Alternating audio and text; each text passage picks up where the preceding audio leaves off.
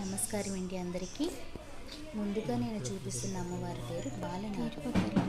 ఈ అమ్మవారు విజయవాడలో రాయంపాడు అనే ప్రాంతంలో వెలిసారండి.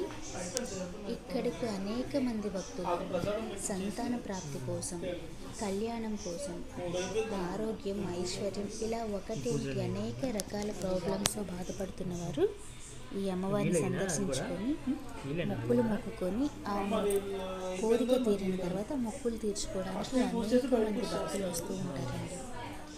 ఈ ప్రదేశం అయితే చాలా చాలా మహిమాన్వితమైన ప్రదేశం.